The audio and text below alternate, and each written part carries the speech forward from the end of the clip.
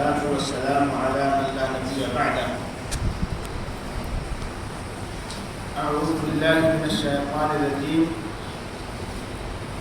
وإذا قرئ القرآن فاستمعوا له وأنصتوا لعلكم ترحمون. سامعین کرام، آج کے درس میں آپ شاید ایک خاص نئی سی بات سنیں گے اور وہ بات ہوگی قرآن مجید کو سننے سے متعلق. اس آیت کریمہ میں جو ابھی آپ نے سماعت کی ہے، اللہ تعالیٰ نے غیر مسلمین کو، مشرکین کو ڈائریکٹ حکم فرمایا تھا کہ جب قرآن مجید پڑھا جائے تو تم اس کو دھیان سے کان لگا کر سنو اور بالکل خاموش رہو. پھر اس کے بعد فرمایا اللہ تعالیٰ نے لعلکم ترحمون، تاکہ تم پر رحم کیا جائے. سمجھ میں یہ آیا کہ قرآن مجید کو سننا اور اس کے معنی مفہوم پر غور کرنا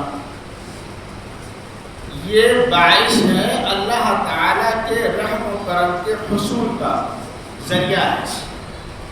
ٹھیک ہے، ہم اور آپ غیر عربی لوگ ہیں، عجمی لوگ ہیں، ہمیں عربی نہیں آتی کہ ہم ڈائریکٹ قرآن مجید کو اس کی عربی سن کر کے معنی سمجھ سکیں، لیکن پھر بھی آیت کریمہ میں حکم سننے کا دھیان سے. بس آپ سنیے کہ یہ قرآن مجید کے الفاظ یا قرآن کی تلاوت ہے اور خاموش رہیے، کچھ مت کیجیے، بالکل خاموشی سے اطمینان سے سنیے. تو یہ اللہ رب العالمین کی رحمت کے حصول کا ذریعہ اور باعث ہے. لہذا وہ حکم تھا غیر مسلمین اور مشرکین کے لیے. ہم اور آپ ہیں مسلمان، کتاب پر ایمان لانے والے، اللہ پر ایمان لانے والے، رسول پر ایمان لانے والے.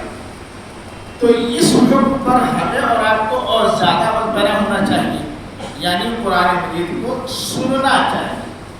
تو جس طریقے سے اس رمضان مبارک میں قرآن مجید کے پڑھنے کا زیادہ اہتمام آپ حضرات کرتے ہیں، اسی طریقے سے یہ اہتمام بھی آپ کی طرف سے ہونا چاہیے کہ قرآن مجید کو سنیں آپ دھیان سے.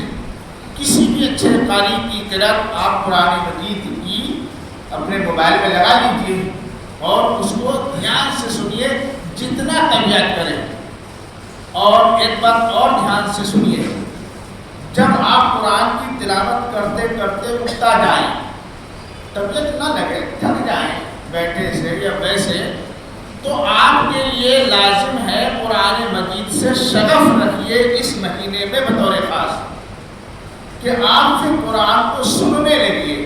جہاں تک ہو سکے پڑھیے، جب پڑھ نہ سکیں اٹھا جائے طبیعت، ٹہلنے کو طبیعت کرے، ایئر فون لگا کر کے یا ویسے ہی آپ قرآن مجید کو سنیے. اور سب سے زیادہ بڑا ذکر ہے قرآن مجید کی تلاوت کرنا، چاہے کہ آپ اس کی ایک آیت ہی تلاوت کریں. جب تلاوت نہ کر سکیں یا یاد آیا وہ لوگ جو اپنے آپ کو بہانہ بنا لیتے ہیں، ہمیں پڑھنے نہیں آتا ہے، کیا کریں یار، ہم نے قرآن پڑھا ہی نہیں ہے، ہمیں پڑھنے نہیں آتا ہے، ہم تو جاہل ہیں بھی، ہمیں پڑھنا نہیں آتا ہے. معاف کیجیے بزرگوں اور دوستوں اور ہمارے نوجوان ساتھی جو بھی ہیں لڑکے، ٹھیک ہے آپ کو پڑھنا نہیں آ رہا ہے تو کوشش کیجیے آپ پڑھیے، اس کے ثواب سے محروم مت رہیے. آپ نے متعدد علماء کرام کی زبان یہ سنا ہوگا کہ قرآن مجید کے ایک حرف سے پڑھنے پر 10 نیکیاں ملتی ہیں. یعنی مثلا آپ الف لام میم ایسے پڑھا آپ نے، تو الف لام میم کہنے میں تو ایک لفظ ہے نہیں، مگر یہ 3 حرفوں کا مجموعہ ہے، الف لام میم. تو 3 حرف ہوئے یہ، تو گویا آپ کو 30 نیکیاں ملی. یہ عام دنوں کی بات ہے، لیکن اگر آپ اس کو رمضان مبارک میں پڑھ لیں تو اس کی نیکیوں اور اجر و ثواب کی کوئی انتہا پھر نہیں ہے. جو بھی اللہ تعالیٰ چاہے گا آپ کو عطا فرمائے گا. یہ آپ کے شوق، آپ کے جذبے اور آپ کی محبت پر منحصر ہے کہ آپ کس اعتبار سے قرآن مجید کی تلاوت کر رہے ہیں، یہ آپ جانیے. تو وہ لوگ جو جو ہمارے بزرگ قرآن مجید کو پڑھنا نہیں جانتے ہیں اس کی عربی دیکھ کر کے، کم از کم آج کے دور میں تو اتنا آسان ہے بہت، پہلے کبھی رہا ہوگا جب موبائلوں میں یا کیسٹوں میں یا ویسے ریڈیو وغیرہ پر قرآن نہیں آتا تھا، اب تو بہت آسان ہے قرآن مجید کو سن لینا۔ تو آپ قرآن مجید کو اس کو موبائل کے ذریعے سے کسی بھی اچھے سے قاری کی قرت لگا کر کے توجہ سے سنیے، بس وہ آپ کے لیے رحمت اور برکت کا حصول کا ذریعہ ہے۔ اچھا، وہ لوگ جو قرآن خود پڑھنا جانتے ہیں ان کو بھی چاہیے کہ قرآن مجید کو سنیں بھی اور پڑھیں۔ دیکھو رسول اکرم صلی اللہ علیہ وسلم کی حدیث سماعت ہے، حضرت عبداللہ رضی اللہ تعالیٰ عنہ کہتے ہیں کہ قال رسول اللہ صلی اللہ علیہ وسلم اقرا علی القرآن، مجھ سے اللہ کے رسول صلی اللہ علیہ وسلم نے خود فرمایا کہ ذرا قرآن پڑھ کے سناؤ۔ قلت، راوی کہتے ہیں میں نے کہا اقرا علیک وعلیک انزل، میں آپ کو قرآن پڑھ کے سناؤں یا رسول اللہ؟ حالانکہ قرآن تو آپ کے اوپر خود نازل ہوتا ہے، یہ نازل کیا گیا ہے، اور آپ مجھ سے کہہ رہے ہیں کہ قرآن۔ تو آپ نے فرمایا انی احب ان اسمع من غیری، میں یہ پسند کرتا ہوں کہ اپنے علاوہ دوسروں سے سنوں۔ تو راوی کہتے ہیں کہ پھر میں نے سورہ نساء کی آیتیں پڑھنا شروع کی اور پھر میں نے کچھ آیتیں پڑھی، بعد میں نے دیکھا کہ آپ صلی اللہ علیہ وسلم نے فرمایا کہ بس ام سے رک جاؤ، رہنے تو کافی ہے، میں رک گیا ہوں۔ مگر آپ اس وقت آپ کی آنکھیں بہہ رہی تھیں، آنسو سے تر تھی، وہ آپ بہت دھیان سے توجہ سے آپ سن رہے تھے اور آپ کے اوپر ایک کیفیت سی طاری ہو گئی تھی، آپ وہ بکا کی۔ خیر، اگر وہ آپ پہ طاری نہ ہو پائی، لیکن اس حدیث سے آپ نے اتنا تو سماعت کر لیا کہ خود رسول اکرم صلی اللہ علیہ وآلہ وسلم سب سے اچھا قرآن پڑھنا جانتے تھے، اس کے باوجود بھی دوسروں سے سنا کرتے تھے۔ تو قرآن مجید کو آپ خود پڑھیے، اور جو لوگ پڑھنا نہیں جانتے ہیں یا جانتے ہیں وہ دوسروں سے بھی سنیں، یعنی اپنے موبائل کے ذریعے سنیں یا کوئی ویسے آف لائن پڑھ رہا ہو تو اس کے ذریعے سنیں۔ اچھا، ایک بات اور آخری سن لیجیے، ویسے باتیں تو میرے پاس کہنے کی بہت تھی لیکن میں مختصر اتنا ہی بتا دوں۔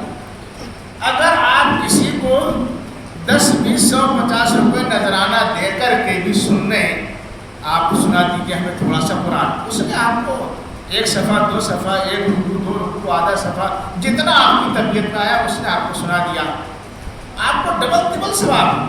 تھوڑا سا اس کو قرآن مجید کے سننے کا نذرانہ بھی دیا، آپ نے ہدیہ بھی دیا، وہ ثواب الگ، قرآن مجید کے سننے کا ثواب الگ۔ یہ سب چیز قرآن مجید کی آپ کی محبت پر منحصر ہے کہ آپ قرآن سے کتنی محبت کا اظہار کرتے ہیں۔ جناب آپ جانیے، یہ جو لڑکے اور آپ حضرات اپنے گھروں میں فلانے مولانا کی کیسٹ چل رہی ہے، فلانے مولانا کی تقریر چل رہی ہے اور فلانے مولانا نے یہ کہا ہے اور ایسا کیا ہے اور یہ مسئلہ بتایا ہے، محترم بڑی ہی ادب سے میں آپ سے گزارشاً کہہ رہا ہوں، یہ سب آپ رمضان مبارک کے مہینے میں اپنا وقت کا ضیاع کر رہے ہیں، اس سے آپ کو ثواب جو ملنا چاہیے وہ نہیں ملے گا۔ اور وہی وقت اگر آپ نے قرآن مجید کے سننے میں لگا دیا ہوتا تو آپ کے لیے نور علی نور تھا، بہت زیادہ۔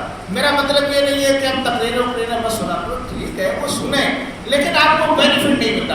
آپ نے 15 منٹ کی تقریر سنی ہوگی، ٹھیک ہے مان لیجیے، لیکن اس 15 منٹ کی تقریر میں آپ کو کوئی وہ ثواب کچھ بھی نہ ملا جو ثواب کہ آپ صرف 15 منٹ اور 10 منٹ قرآن مجید کو کسی بھی قاری سے سن لیتے اور اپنے موبائل سے سن لیتے یا کسی ویسے آدمی سے سن لیتے اور آپ کو وہ ثواب مل جاتا۔